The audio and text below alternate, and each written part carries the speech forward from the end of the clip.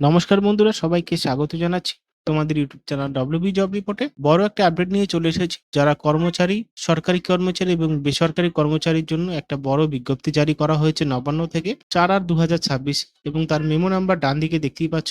সমস্ত কিছু ভিডিওর মাধ্যমে আলোচনা করবো, দেখতে থাকো। সাবজেক্ট কি রয়েছে? সাবজেক্ট রয়েছে হলো পশ্চিমবঙ্গ সরকার অর্থ দপ্তর থেকে 4 আগস্ট 2026 তারিখে একটি মেমোরেন্ডার জারি করেছে।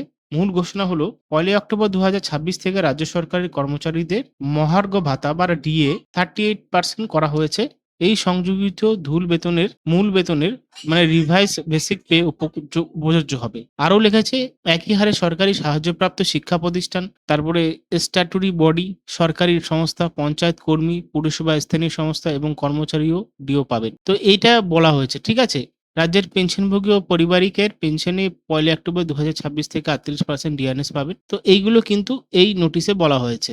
মানে চুক্তিভিত্তিক থেকে শুরু করে সরকারি প্রতিষ্ঠানে যারা যারা চাকরি করছো তাদের জন্য একটা বড় রিলিফ এবং তাদের ডিএ মানে মহার্ঘ ভাতা কিন্তু দেওয়া হবে। পুরো বিষয়টা জানাবো ভিডিওর মাধ্যমে, দেখতে থাকো। নমস্কার বন্ধুরা, আপনাদের সবাইকে স্বাগত। আজকে ভিডিওটা রয়েছে পশ্চিমবঙ্গের লক্ষ লক্ষ সরকারি কর্মচারী এবং পেনশনভোগীদের জন্য একটি বড় সুখবর। রাজ্য সরকারের অর্থ দপ্তরের নতুন মেমোরেন্ডাম প্রকাশ করেছে, যেখানে মহার্ঘ ভাতা বা ডিএ বা ডিআরএস রিলিফ বৃদ্ধির ঘোষণা করা হয়েছে। এই ভিডিওটা জানাবো কারা এই সুবিধা পাবেন, কত শতাংশ ডিএ মিলবে, কবে থেকে কার্যকর হবে এবং আর কি কি গুরুত্বপূর্ণ ঘোষণা রয়েছে। তাই ভিডিওটি শেষ পর্যন্ত অবশ্যই দেখবেন। 4 আগস্ট 2026 তারিখে পশ্চিমবঙ্গ সরকারের ফাইন্যান্স ডিপার্টমেন্ট একটি অফিসিয়াল মেমোরেন্ডাম জারি করেছে। সেখানে জানানো হয়েছে 1 অক্টোবর 2026 থেকে রাজ্য সরকারের সরকারি কর্মচারীদের 38% ডিএ পাবে। এই ডিএ সংশোধিত মূল বেতনের উপর হিসাব করা হবে, ঠিক আছে। এখানে কিন্তু পুরোটা বলা হয়েছে এবং এখানে আরো বলা হয়েছে যে কারা কারা এই সুবিধা পাবেন।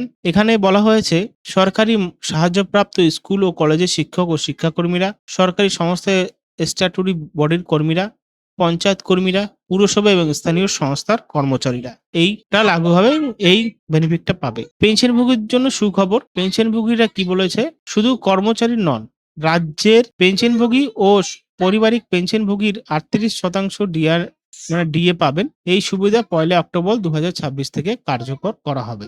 যারা এখন বেতন কমিশনার বেতন কাঠামো অনুযায়ী বেতন পাচ্ছেন, তাদের ডিএ 171% থেকে বাড়িয়ে 223% করা হয়েছে।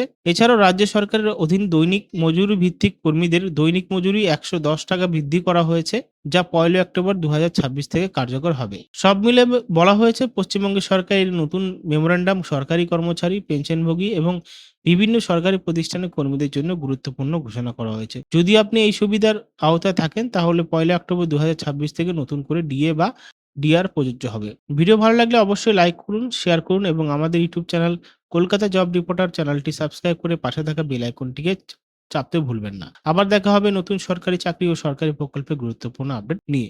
ধন্যবাদ।